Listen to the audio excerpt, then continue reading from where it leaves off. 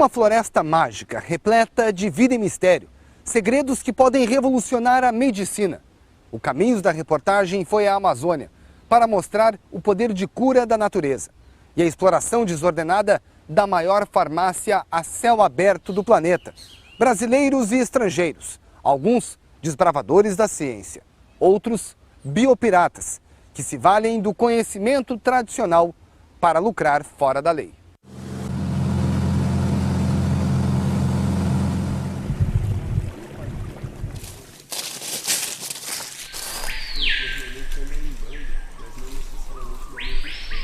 Numa terra encantada, a vida brota do solo, cura homens e mulheres há muitos e muitos anos.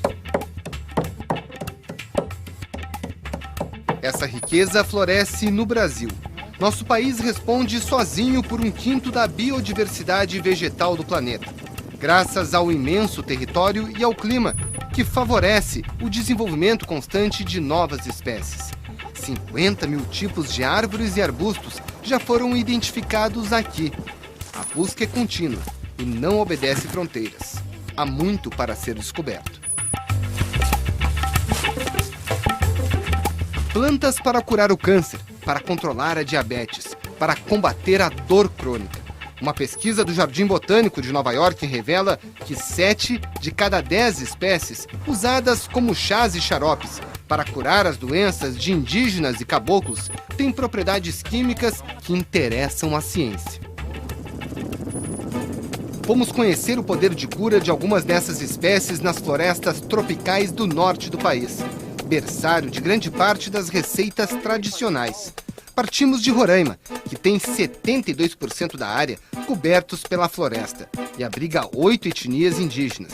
De cada 100 habitantes, 8 são índios. Da capital Boa Vista, partimos de carro. Pegamos uma estrada curta para chegar ao povoado de Tabalascada. É uma das 17 comunidades dos índios Wapixana. O português é a língua corrente. Na maioria das 115 famílias, os hábitos e costumes também são os mesmos da cidade. Perguntamos pelas plantas medicinais e descobrimos Dona Chica. Começou como parteira. 11 anos. A senhora tirou o bebezinho? Eu tirei o bebezinho. Tinha muito homem lá, a mulher, não sei se ela estava com vergonha. Estava lá sofrendo. Mas não tem vergonha de mim, não. Joguei um pano na frente dela, aí botei meu joelho com o dela assim. Eu digo, agora tu faz força que eu... Aí botei uma para segurar ela aqui, assim. Eu encostei esse joelho dela comigo, com o dela, o neném veio fora. Ela tomou gosto, mas ser parteira era pouco. E passou a aprender como usar as plantas medicinais. Plantei carambola, tamarina, tudo isso serve. Para pressão alta, né? Aí veio um pajé, esse meu marido estava para morrer. Aí ele curou, ele falou assim, olha, agora, mas você vai passar a ser a curadeira. Com um pouco de dificuldade, nos conduziu até a parte mais bem cuidada do quintal. Fomos convidados a visitar a farmácia de Dona Chica. Esse amoxicida aí é medicina, é um remédio bom pro fígado. Qual? Também. Olha aí, amoxicida que chamam para ele, né? Para ferida também, para levar uma pancada, amarra em cima, que sara. Amarra em cima que sara? É, a sara. Por fígado, você, por exemplo, você tira umas folhas, faz o chá e toma, amarra aqui só. Amor crescido, boldo, casca de jatobá, cibanela, malvarisco, dipirona, arsenal terapêutico que despertou o interesse de fora. Sabe quem era? Os americanos, né? Estavam aqui dentro. Chegaram, foi muito aqui. Aqui veio o primeiro médico da Cuba. Ele se deu com meu marido. Seu menino, essa roda aqui não era outra coisa não. Domingo e sábado. Carro. A curandeira conta como os estrangeiros chegaram, aprenderam, levaram exemplares e nunca mais voltaram. Eles compram até o índio. Vai dando besteira, arma, alguma coisa, né, pra ele. O índio vai com a índia, uma coisa é besta, não sabe o que é aquilo, né? Pega de mão beijada. Deixamos Dona Chica, que na sua simplicidade nos mostrou um exemplo do que é um dos grandes desafios para as autoridades ambientais do país: o combate à biopirataria, limitado ao contrabando de informações genéticas da flora e da fauna, prática de brasileiros e estrangeiros, que costumam agir nos países com grande quantidade de espécies, como Brasil, Gabão, Malásia e Índia. Em 2009, a Polícia Federal investigou a atuação do pesquisador Günter Klaus Fleck, nascido no Principado de Mônaco. Ex-bolsista do Conselho Nacional de Desenvolvimento Científico e Tecnológico, o CNPq, foi detido em 16 de dezembro de 2008, no aeroporto de Boa Vista, ao tentar exportar ilegalmente para a Europa 10 exemplares vivos de uma espécie rara de libélula. Günter foi multado por transportar um indivíduo da fauna silvestre sem autorização. Liberado após prestar depoimento, ele negou que tivesse interesse comercial pelos insetos. A polícia, no entanto, prosseguiu investigando e encontrou nos arquivos pessoais de Günter Klaus Fleck revelações que ajudam a entender o trabalho dos biopiratas. Os peritos descobriram uma cartilha, escrita em 2002 pelo cientista indiano Dr. Francis Cacasseri. O tema: como agir para coletar e transportar espécies nativas, sem despertar suspeitas. Aqui não é fácil obter permissão das autoridades para coletar espécimes das áreas de floresta. Na verdade, isto é proibido. Mas se formos juntos em áreas de florestas e alojados em casa de agentes florestais à noite, durante o dia, nós podemos fazer uma visita como turistas no interior da floresta, juntos com os agentes florestais, coletar alguns espécimes e devemos voltar antes do pôr do sol. Conheço alguns agentes florestais pessoalmente. Você não obteria autorização das autoridades para coletar e transportar os espécimes. O pesquisador Günter perdeu a bolsa de pesquisas e o registro junto à Fundação de Meio Ambiente de Roraima. A Polícia Federal e o IBAMA informam que não há provas de que o europeu buscasse informações genéticas para estudos farmacêuticos, mas asseguram que o método descrito nos arquivos é o mesmo usado pelos biopiratas mundo afora: discrição e sofisticação. A gente não está falando aqui de tráfico de fauna, né? Não estamos falando aqui de combate à caça ilegal. Nós estamos falando aqui de uma pessoa que tem que ter um conhecimento razoável para encontrar princípios ativos de elementos da biodiversidade para aplicação, inclusive para possível aplicação industrial. Então é um adversário sofisticado, sim. E muitas vezes estrangeiros ou brasileiros associados, né? No caso, a estrangeiros inclusive. Pessoas discretas e com motivos de sobra para visitar o Brasil. Eu só te digo o seguinte: se o Brasil é a potência que é em biodiversidade, em populações tradicionais conhecedoras e uma comunidade científica bem avançada, nos últimos 5 anos o Brasil saiu da 13ª posição em produção científica e foi para a 10ª posição. E essa produção científica brasileira, ela está sendo observada pelo mundo. Então, qual é o tamanho da biodiversidade brasileira? 1/5 do mundo. Qual é o tamanho da biopirataria? Talvez na mesma escala. Hoje, 4 entre cada 10 medicamentos consumidos no mundo são de origem natural. O mercado que ultrapassa 20 bilhões de dólares por ano e continua crescendo. Diversos produtos podem ter saído do Brasil sem registro, sem documentação, sem repartição do lucro com a União ou as comunidades tradicionais, que aprimoraram com o tempo a forma de usar esses vegetais. É o que revela um estudo da Universidade de São Paulo sobre as patentes internacionais de produtos com elementos da biodiversidade brasileira. Mas afinal, o que é a patente? Quando um governo concede a patente a um produto, o inventor assegura o direito de exclusividade de uso por 20 anos, com a possibilidade de renovação. Se outra pessoa ou empresa tiver interesse no mesmo produto, precisa pedir autorização e pagar royalties ao dono da patente. E de acordo com o levantamento da USP, nos últimos 20 anos, 74 patentes de produtos derivados de 41 espécies nativas do Brasil foram registradas no exterior. Só da copaíba, um poderoso cicatrizante natural, existem 17 registros, 14 no Japão. No caso do jaborandi, fonte de pilocarpina, usada no tratamento do glaucoma, o levantamento descreve outros 13. A identificação dessas patentes ela é muito difícil, porque não há transparência na concessão nem no pedido de patente. Então, isso dificulta qualquer ação para a revogação das concessões ou ou mesmo pedindo questionamentos sobre a forma como deveria ser dada a repartição de benefícios. O grande número de patenteamentos de produtos feitos a partir de plantas brasileiras se deve ao Tratado de Direito de Propriedade Intelectual da Organização Mundial do Comércio, assinado pelo Brasil.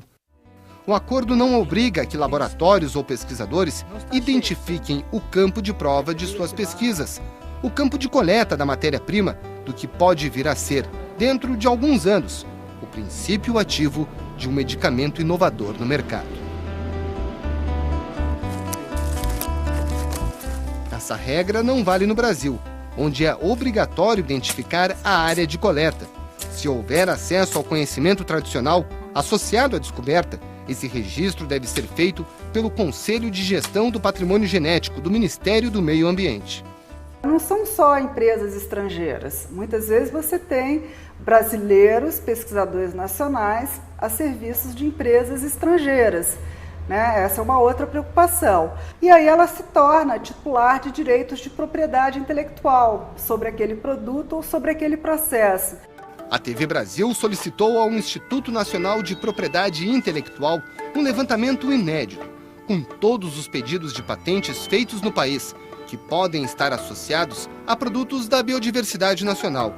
O estudo aponta que desde 2001, quando a lei entrou em vigor, 5.223 pedidos foram depositados no país. Às vezes, a mesma patente é requerida por mais de uma instituição. Mas, de qualquer forma, o INPI, até hoje, não analisou nenhum desses pedidos. Alguns deles feitos 10 anos atrás. O ideal seria que a gente estivesse examinando o pedido de 2004, porque examinar um pedido de patente é complicado, é demorado. Aqui na divisão nós temos 44 examinadores, se eu não me engano. Qual seria o ideal? Qual seria o ideal? O ideal seria que a gente tivesse pelo menos o dobro do que isso. Com a informação certa, levar o patrimônio genético é muito fácil, garante o botânico Juan Revilla, do Instituto de Pesquisas da Amazônia, que há 30 anos estuda plantas medicinais e organizou um inventário com 5.000 espécies aproveitáveis pelo homem.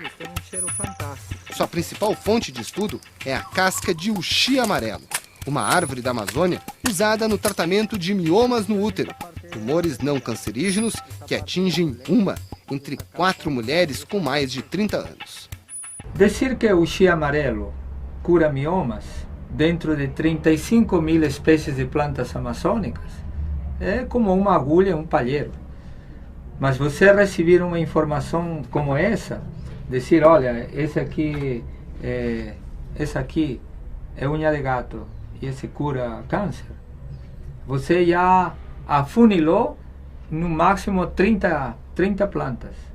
E com um botânico bom de lado, você mata em 5 minutos, 10 minutos, qual planta é. Para Revilla, combater a biopirataria no Brasil é uma tarefa além do alcance das autoridades. Se eu fosse um biopirata, por exemplo, a planta tal serve para curar a esquizofrenia, eu não necessito levar a planta, não necessito tirar uma foto da planta, basta para mim olhar. Essa imagem, eu vou em Estados Unidos, em Nova York ou em Smithsonian, eu vou no herbário e em 5 a 10 minutos eu identifico a planta. Seguimos no estado de Roraima para saber se controlar a biopirataria é realmente difícil. Chegamos a outro povoado dos índios Wapixana, agora quase na fronteira com a Guiana Inglesa. Aqui na comunidade indígena Malacaxeta, em Roraima, onde muitas vezes o diagnóstico científico não chega, essa árvore que você está vendo, a dadora preta, é usada para curar praticamente todas as doenças. Dor de cabeça, febre, dores no corpo, até mesmo reumatismo. Há muitos e muitos anos. Esse é um local propício para prosperar a biopirataria. Isso porque estamos numa verdadeira farmácia a céu aberto e a 1 hora de distância de carro da desprotegida fronteira com a Guiana, no quintal da casa de Dona Lucila, a curandeira de Malacaxeta, que, se quisesse, ensinava tudo que sabe para qualquer um que chega aqui. Aos 65 anos, Dona Lucila cuidou dos 11 filhos fazendo chás e pomadas com as plantas do quintal. Hoje ela ajuda as equipes de saúde da família com um conhecimento tradicional para combater a diarreia e a febre da malária. Deus me deu e eu gosto desse trabalho. Eu trabalho de roça, faço parte de mulheres, né? Eu faço as medicinas, trato de criança, né? Eu ajudo. E eu sou uma pessoa assim que eu ajudo de cada coisa, eu ajudo um pouco, né? E repassando sempre meu conhecimento. Mas não aos desconhecidos.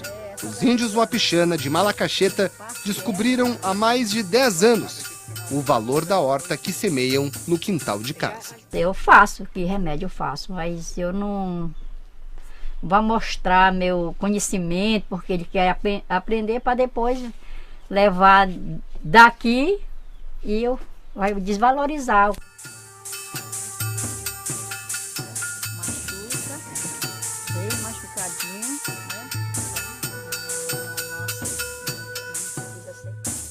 E veja no próximo bloco a incrível história de uma planta que revolucionou o debate sobre a biopirataria no Brasil. E vamos mostrar também como a biociência pode ajudar a combater o desmatamento da Amazônia. O Caminhos da Reportagem volta já.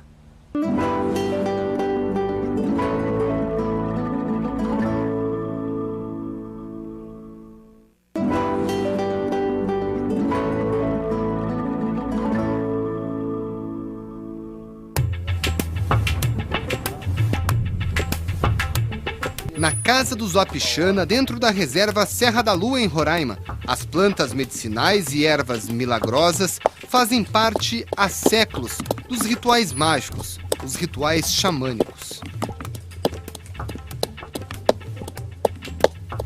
A prece também ajuda a melhorar a pesca, essencial na vida da aldeia. E por isso, os deuses do povo Wapixana são invocados quando uma isca infalível é preparada.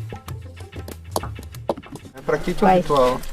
O ritual é para que esse daí fortifica mais o veneno do peixe. Isca que entre os povos da floresta ganha o nome de timbó, veneno que entorpece os animais e os deixa mais frágeis para as armadilhas. No mundo todo existem aproximadamente 140 espécies de timbó, na maioria raízes. Mas este exemplar raro, extraído da planta e não da raiz, só existe aqui. De tão potente, pode exterminar um igarapé inteiro, se não for usado corretamente. Se tirar essa folha aqui e botar dentro de um igarapé, um saco de folha de cunani, se a gente socar ela, a gente vai soltar ela, fazer a gauda, soltar dentro do igarapé, aí ela vai levando tudo, desde os pais, os filhos do peixe, os ovos, tudo. Tanto poder despertou o interesse de fora. Depois de quase 5 horas de procura e da visita a 4 áreas diferentes da terra dos Wapixana, nós finalmente encontramos a folha que provocou tanta polêmica no começo dos anos de 1980. Esse é o cunani na língua Wapixana, ou cunani conhecido popularmente. Aqui dentro existe uma substância chamada cunaninol, eficaz para a pesca sem o uso de redes ou arpões. Há 30 anos, o cientista radicado na Guiana Konrad Gorinsky apareceu por aqui, não apenas atrás das folhas, mas também das sementes dessa planta, para iniciar uma pesquisa científica em busca de um eficaz anestésico. Mas nós não ficamos satisfeitos apenas de encontrar o cunani. Fomos ver como é o efeito da planta. Pedimos ajuda a 2 Wapixanas, Marinês, aprendiz de curandeira, e seu Norberto, um respeitado líder comunitário. O primeiro passo é a colheita. Vou tirar aqui umas folhinhas desse cunani. Isso daqui é só umas isquinhas. Não é para matar todos os peixes, não. Aqui eu vou levar, vou preparar. Vou moer ela bem para ficar só mesmo a massa dela, da folha, e misturar com outros ingredientes, como a massa de mandioca, chamado beiju, misturando ela com um óleo de najá.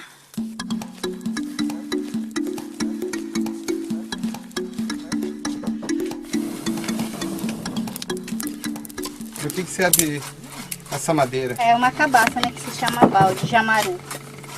Ela tá queimando pra gente fazer a mistura do cunani, e quando o peixe comer o cunane, que está misturado com o cunane, é para que o peixe não vai para o fundo, pela boia.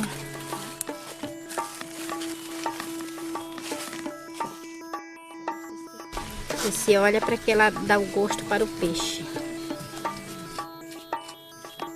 Nem meia hora depois, a massa gordurosa, verde musgo, quase preta, bem densa, ficou pronta. É hora de pescar. Destino o rio Quitauá, o principal da Serra da Lua, ainda pertinho de Boa Vista, onde fomos conhecer a tradição wapixana da pesca artesanal com o uso do cunane.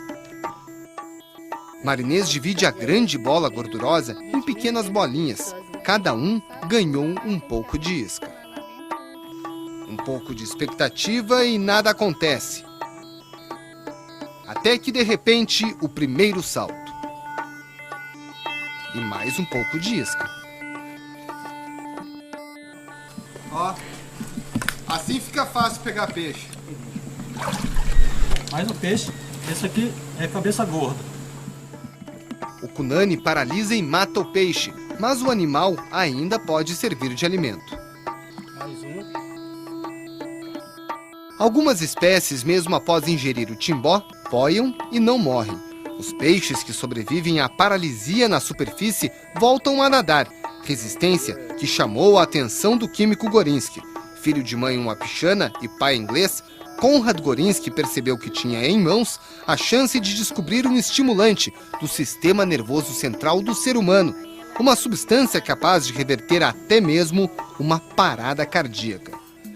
Gorinsky quase não deixou rastros. Hoje, aos 74 anos, vive recluso na Inglaterra e ainda pesquisa plantas para tentar curar a esquizofrenia. Por e-mail, conseguimos entrar em contato com o químico. Enviamos 20 perguntas e insistimos por respostas ao longo de 2 meses. Finalmente, o pesquisador disse que estava ocupado demais para conversar conosco e ainda brincou com a fama que conquistou por aqui. Os wapixanas só descobriram o objetivo de Gorinsky em 1996. Se mobilizaram e buscaram na justiça a cassação do registro que classificou como invenção. No ano 2000, as patentes foram canceladas. Os órgãos de registro no exterior informam apenas que a suspensão ocorreu por motivos administrativos. O mesmo processo se repetiu na Guiana Inglesa com o próprio Konrad Gorinsky. Lá ele aprendeu com os wapixana o poder do coração verde, uma outra planta medicinal usada como eficaz anticoncepcional. O caso dos wapixana ficou famoso na região. As 6 etnias do leste de Roraima foram alertadas sobre os perigos da biopirataria.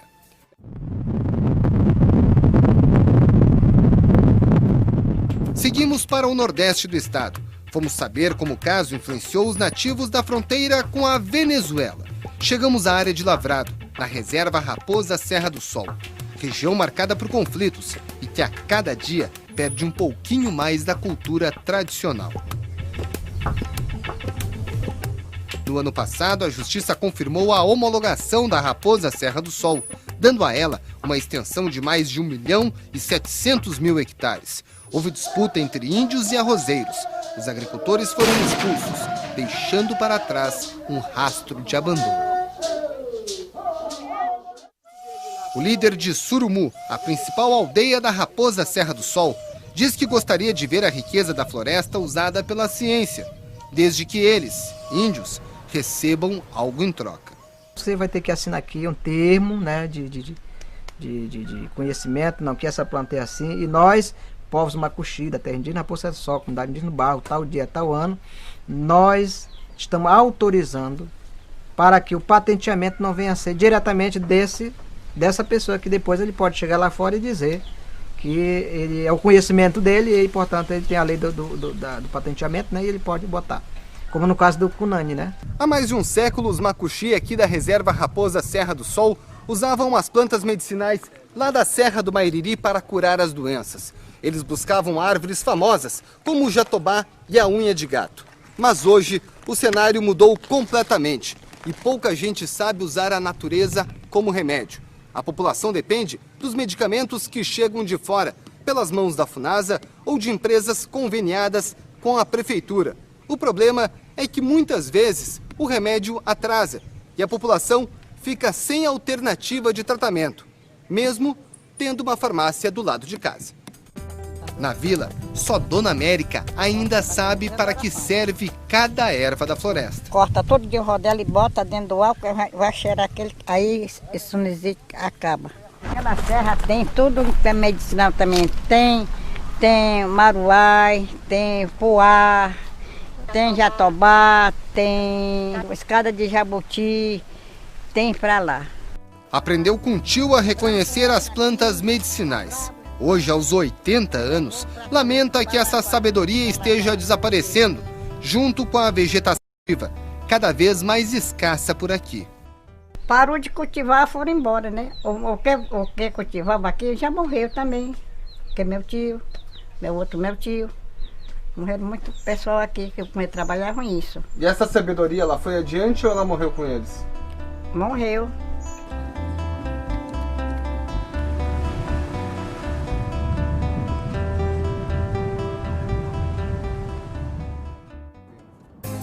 Logo anoitece e voltamos para a capital Boa Vista com a estrada cheia de perigos. Flagramos este carro adaptado para transportar gasolina ilegalmente da Venezuela para o Brasil. Atividade comum na região. Com rastro de gasolina no asfalto e o pneu furado, o motorista segue em zigue-zague no breu da BR-174. O que importa é não chamar a atenção da polícia. No dia seguinte, em Boa Vista, encontramos seu Clóvis Ambrósio, líder regional do Zuapixana desde 1974. A riqueza cultural do índio deve ajudar a medicina, diz ele, desde que o uso do conhecimento seja feito dentro da lei. Nós queremos isso para fins comercial e, se vocês autorizarem, nós podemos fazer esse tipo para que vai servir para toda a população brasileira até, né? Que vai fazer um tratamento, vai fazer uma cura e tal e tal. Então que fosse sincero, mas não assim, enganosa, né? A proposta de seu Clóvis está, em parte, detalhada na medida provisória 2186, publicada em 2001, que hoje regulamenta o acesso ao patrimônio genético do Brasil. A MP é falha, não explica como dividir os benefícios e sequer traz punições para quem desrespeita a lei. Não é crime no Brasil. Por incrível que pareça, não há no Brasil uma lei penal com tipo adequado para reprimir esse tipo de agressão ao nosso país, ao meio ambiente, à própria economia brasileira. O que há é um enquadramento administrativo, né, e por isso o IBAMA aplica penalidade de multa, apreensões, enfim, mas não há um tipo penal próprio para lidar com isso. O governo diz que, por causa da falha da lei, uma nova proposta já está pronta para ir ao Congresso. Boa Vista, 6 horas da manhã. Saímos de caminhonete da capital de Roraima, com o apoio do IBAMA e da Polícia Federal, para conhecer um santuário natural, cheio de vida, protegido por lei federal. Atravessamos o estado, desta vez numa viagem de 3 horas, numa estrada cercada pela natureza. Fomos conhecer a reserva biológica da Ilha de Maracá, lugar onde só entram cientistas.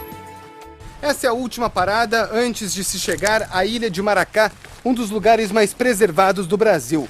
O limite da reserva fica nessa margem do rio Urariquera, que na época da cheia, no meio do ano, chega a subir mais de 5 metros. O lugar é tão especial porque nesses 101 mil hectares de reserva existe o encontro de 2 grandes ecossistemas, a floresta amazônica e a savana da Amazônia. Atravessamos o rio em meio à beleza e os sons que nascem na floresta.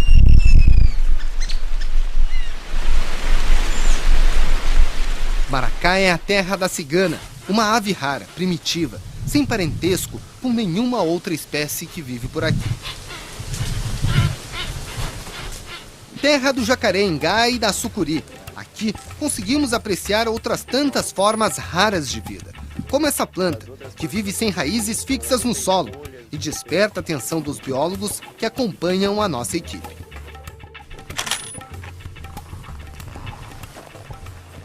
Isso é uma planta que ela é, aqui o pessoal da região chama de douradão do campo.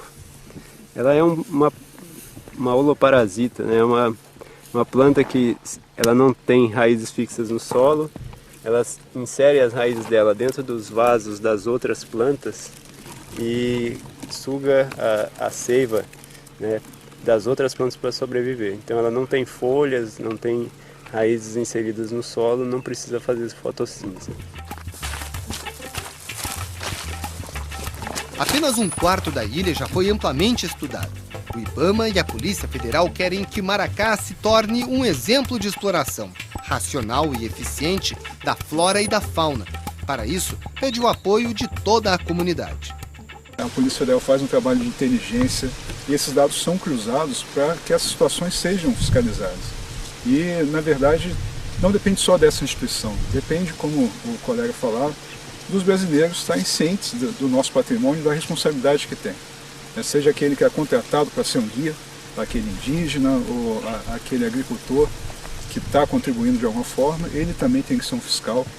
É preciso que a gente trabalhe com toda a população fazendo uma educação patrimonial, para que reconheça tudo isso como um tesouro nosso.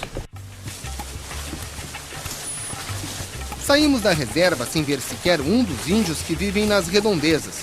Eles não podem entrar na ilha por causa das restrições da lei, que só permite o acesso de cientistas autorizados pelo Instituto Chico Mendes. Só os vimos na volta para Boa Vista, em Mangueira, uma aldeia a 20 minutos de caminhonete do rio Urariquera. Nossa conversa foi com um líder da comunidade. Ele mesmo ensina educação ambiental e dá uma aula sobre como é importante preservar Maracá para garantir que a própria comunidade sobreviva. Até por causa de conscientização também nossa mesmo, que a gente não pode mexer, porque lá ela é uma área de reprodução dos animais, de todos os animais que estão ali dentro. Temos que inchar ali dentro, eles saem.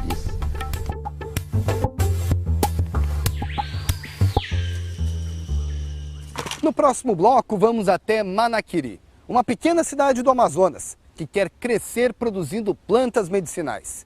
E encontramos o cientista brasileiro que descobriu o segredo do veneno da jararaca, um remédio que melhorou a vida de milhões de pessoas com problemas de coração no mundo inteiro. O Caminhos da Reportagem volta já.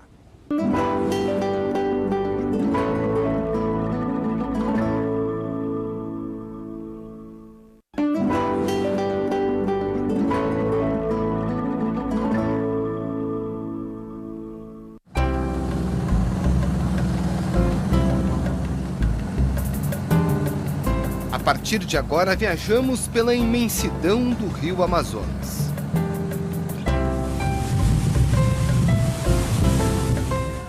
Estamos em Manaus. Seguimos cedo no mesmo barco que leva e traz os ribeirinhos, numa viagem tranquila de menos de 2 horas para chegar até o nosso destino.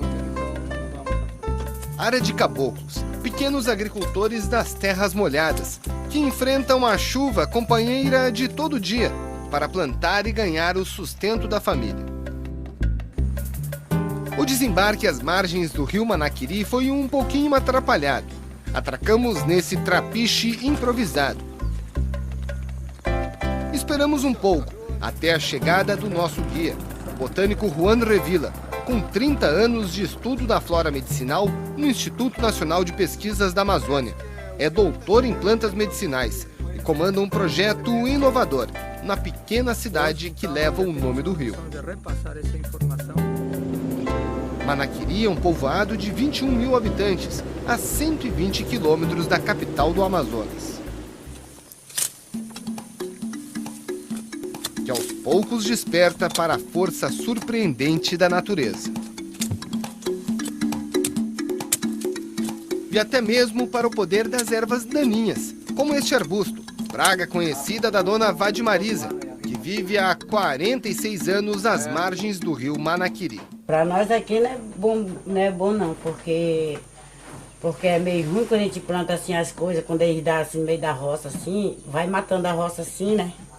A roça vai morrendo. Quando o assunto é a riqueza biológica na natureza, nem mesmo o que é chamado de praga pode ser descartado. Aqui na comunidade ribeirinha do Paraná do Manaquiri, a inimiga está espalhada por todos os lados. Essa erva, chamada de artemísia, ela toma conta, cresce rapidamente, impede o plantio de batata, milho e feijão e até mesmo o crescimento do capim para o gado. O que pouca gente sabe é que depois de colhida, ela pode se transformar num efetivo remédio contra um dos males mais populares da humanidade, a gastrite. E para isso, ela precisa de um processo que pela primeira vez foi concluído. Estamos trabalhando mais de 5 anos nesse processo da artemisia. A primeira etapa foi dominar ela como planta medicinal. A segunda é a obtenção do destilador para transformar em um óleo essencial. A outra etapa era ter um ambiente propício para poder qualificar os moradores ribeirinhos em um lugar que eles possam ver, sentir o que essa planta pode trazer de benefício para eles. A chuva atrapalha, mas não impede a colheita. São 30 trabalhadores. A meta é formar cooperativas, cada uma com 500 moradores, e ensinar a técnica de manejo para alunos como o José, que já sabe como tirar as plantas medicinais da terra. O cuidado é pegar, cortar ela, né? Não deixar melar no chão, que é a ordem do doutor, né? O cuidado dela é esse, tirar com cuidado, para se tornar um remédio limpo, né? O que parece mato é levado para um Instituto de Medicina Tradicional de Manaquiri. Lá as folhas passam pelo processo de secagem. Uma parte vira chá, a outra vai para o destilador.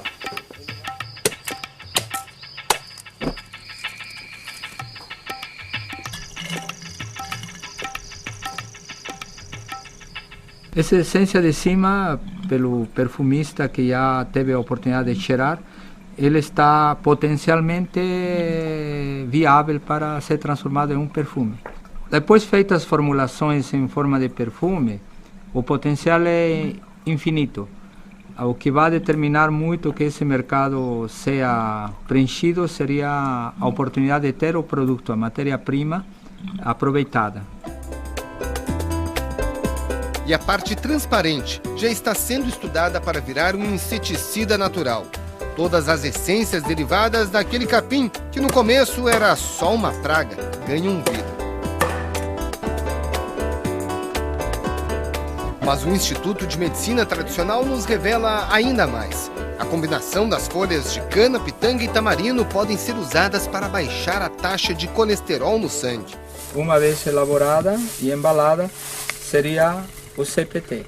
É o segundo produto mais procurado em nosso laboratório. E a casca de jatobá, para tratar de doenças respiratórias. A mirapuama. Talvez seja a planta mais importante do século, pelo seguinte, ela trabalha o sistema nervoso. É uma planta que tem efeito anti-estresse, antidepressão, ansiedade, agressividade, porque ele funciona como um modulador do sistema nervoso. E ainda o uxi amarelo, a grande aposta do professor Revilla. Essa planta se lhe atribuía que também mulheres que não podiam engravidar, quando tomado, ele engravidava. E se desconhecia que a razão para não engravidar podia ser endometriose, podia ser cistos ou micropolicistos no ovário ou miomas. E com o tratamento do chá de uxi, esse problema desaparecia. Esse é o coração da pesquisa com plantas medicinais da cidade de Manaquiri, a cerca de 120 quilômetros de Manaus. A ideia é que nos próximos meses, os moradores daqui possam aprender na escola que fica a poucos metros desse viveiro, a propriedade das plantas e também como manuseá-las para transformá-las em remédio.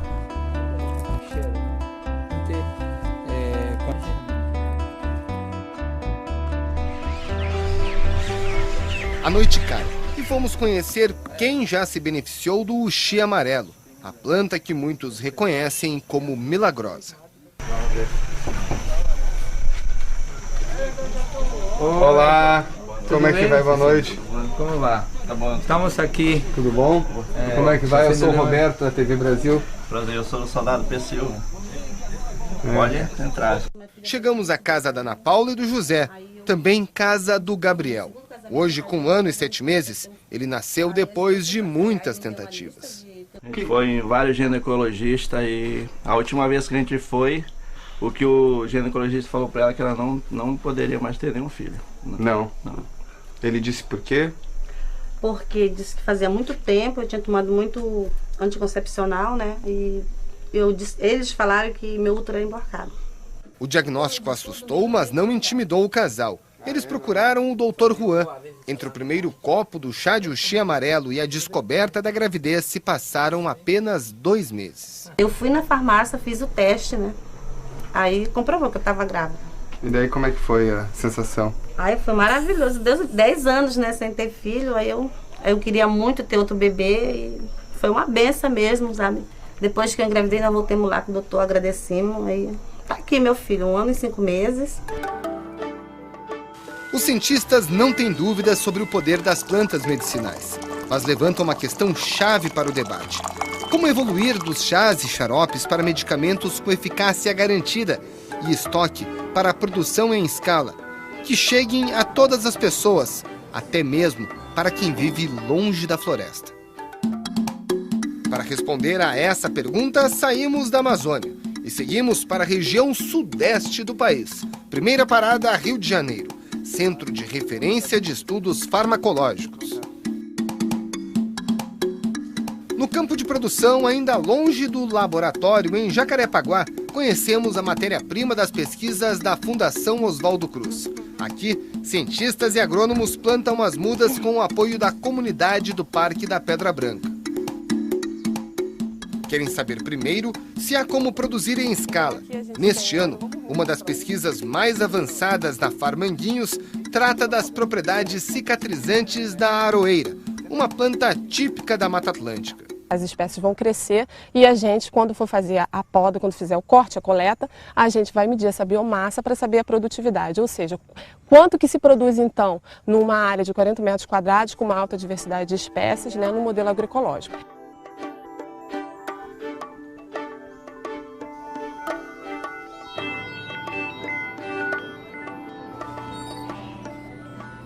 Bom, nós já vimos na natureza como as comunidades tradicionais trabalham com as plantas medicinais, as raízes, as cascas de árvores, as folhas, que são usadas como remédios por comunidades ribeirinhas, por caboclos, por indígenas. Agora a gente vai conhecer a outra parte do processo, o delicado trabalho da ciência para transformar essas plantas em medicamentos que possam ser utilizados por toda a sociedade. Por isso, nós viemos até a Fundação Oswaldo Cruz, no Rio de Janeiro, para tentar entender como funciona esse processo. As plantas que chegam até aqui já foram amplamente estudadas a céu aberto, mas esse é apenas o começo da jornada. Os químicos e farmacêuticos precisam descobrir 2 informações essenciais para transformar uma planta num produto fitoterápico, ou mesmo num medicamento com princípio ativo que possa ser reproduzido em laboratório. Se a planta é tóxica para o homem e se mantém a mesma qualidade durante a produção industrial. Estudos que podem levar mais de uma década e precisam de investimentos pesados que podem não servir para nada, graças aos caprichos da natureza. Às vezes, plantas como o cunane desenvolvem venenos para se proteger na natureza. E o veneno pode afetar a saúde das pessoas. Para assegurar que nenhum produto tóxico entre no mercado, exaustivos testes são feitos em laboratório. Neste aqui, os cientistas misturam o extrato da planta com células humanas. É bem melhor utilizarmos linhagens de células justamente para reduzir o impacto contra a utilização de animais e até mesmo uma vez que a pretensão é que nós possamos levar isso à população, a gente tem que saber se isso pode causar algum dano à população. Já o controle de qualidade toma ainda mais tempo e dinheiro. É um passo decisivo para que o medicamento entre no mercado e receba o sinal verde da Agência Nacional de Vigilância Sanitária. E neste caso, a chefe do Laboratório de Produtos Naturais de Farmanguinhos ressalta a importância do conhecimento tradicional para economizar tempo e dinheiro. O desenvolvimento clássico de um medicamento, ele envolve em torno de 10 anos entre a identificação do seu alvo terapêutico, do produto de interesse, até as pesquisas clínicas para o produto estar no mercado. Pode-se abreviar esse processo quando já se conhece o uso tradicional. Então, isso também já elimina uma série de etapas assim, na melhor identificação do seu alvo terapêutico.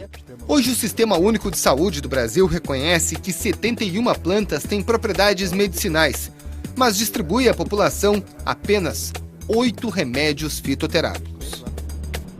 Porém, os investimentos públicos em descobertas na indústria farmacêutica ainda são baixos e deixam o Brasil muito atrás de outros países, que também dispõem de vasta diversidade natural e têm potencial de sobra para explorar os remédios extraídos da natureza.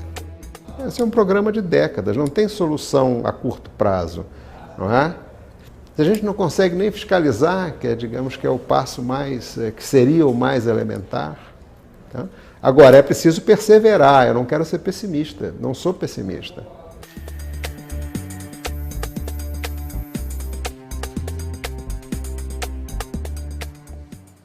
Destino final da nossa viagem, o estado de São Paulo.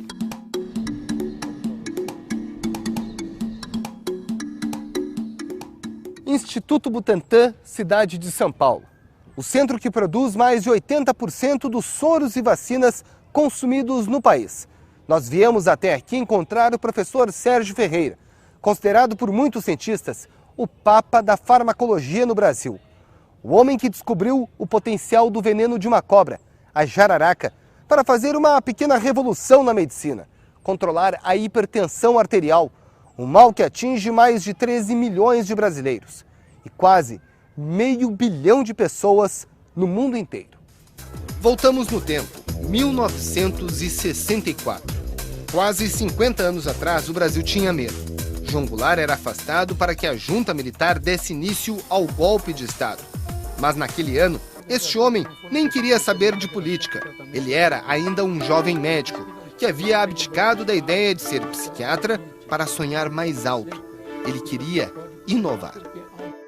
E foi em busca do sonho na Universidade de São Paulo, em Ribeirão Preto. Observando a ação do veneno da jararaca, essa cobra típica do cerrado brasileiro, ele encontrou algo inédito. O veneno podia salvar vidas.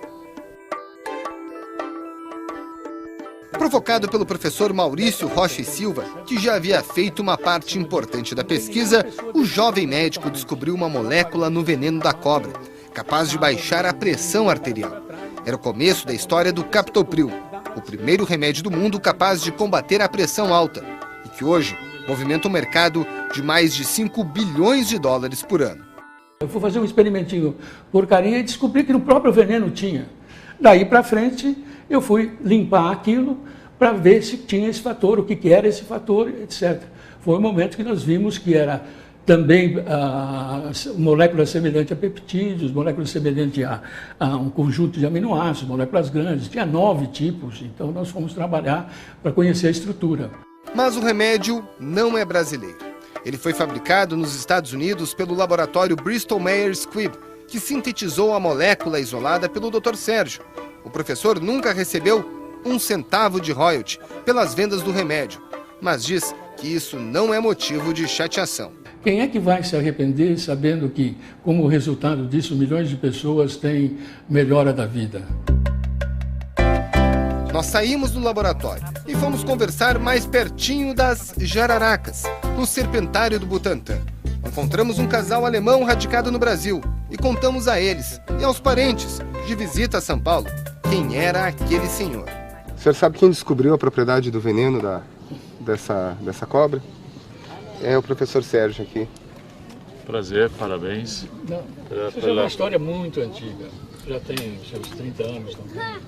Eu acho que o Brasil deveria divulgar um pouco mais, incentivar um pouco mais esse trabalho tão duro, que é realmente tão duro aqui no Brasil, porque ele não é tão reconhecido.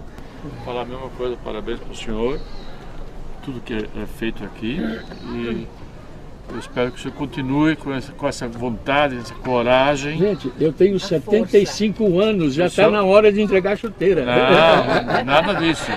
Gente capaz que nem o senhor, a gente precisa e muito, e não pode pendurar a chuteira, não pode. O professor Sérgio estava blefando. Ainda bem, Do alto dos 75 anos, ele trabalha neste momento numa pesquisa para extrair o princípio ativo de uma planta medicinal. Busca novidades para o tratamento da dor crônica. Um homem que ainda empresta sem cerimônia receitas valiosas para cientistas novatos que sonham em um dia fazer como ele, escrever o próprio nome na história da medicina moderna. Hoje está acontecendo uma coisa um pouco dramática. Estão acabando com essa possibilidade de você sonhar. Você faz coisa para publicar e ganhar o dinheirinho para poder sobreviver. Então a própria universidade está perdendo o sonho. E isso, o sonho, é o que faz a grandeza da evolução da humanidade. Alguém sonhou um dia em voar. Hoje estamos voando.